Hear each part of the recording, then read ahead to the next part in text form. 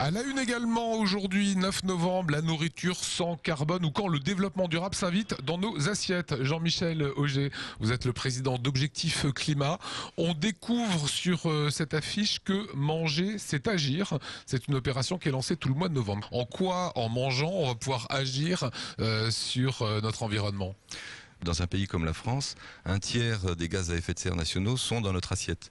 C'est-à-dire tout ce qui précède votre repas, la production des aliments, leur conditionnement, leur conservation, leur transport, tout ça c'est beaucoup de gaz à effet de serre. Le but de cette opération, c'est justement de pouvoir se fournir beaucoup plus près pour éviter un bilan carbone négatif ?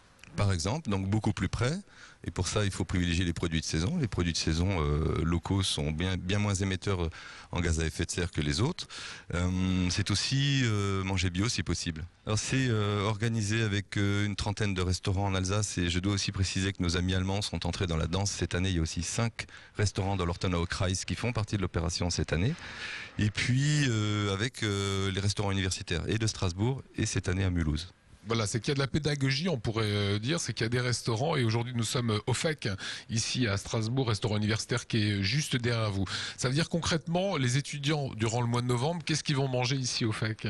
Vous avez un exemple de menu ici. Au fond, à certains égards, ça peut tout à fait ressembler à ce qu'on a l'habitude de manger en Alsace traditionnellement à cette époque. De la choucroute, par exemple, au dessert des pommes et des yaourts. Ce qui compte là-dedans, que la choucroute soit locale, ça c'est pas très difficile, mais que les pommes et yaourts viennent pas de l'autre bout de la France ou de l'autre bout du monde. Alors jusqu'à présent, tout ce qui était bio ou écolo, c'était plutôt gentil.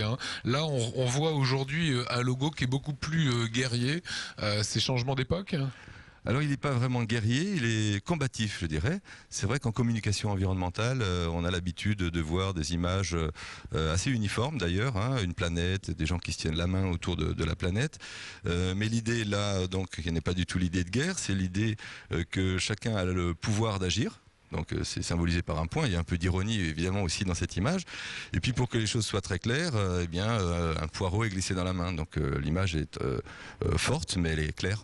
L'alimentation qui est un geste quotidien est pour nous le meilleur vecteur de communication qui puisse exister pour toucher le plus grand public sur ce sujet. Voilà, donc le bon conseil c'est acheter près de chez vous, ça évitera des bilans carbone négatifs, ça permettra de laisser une terre un peu plus propre.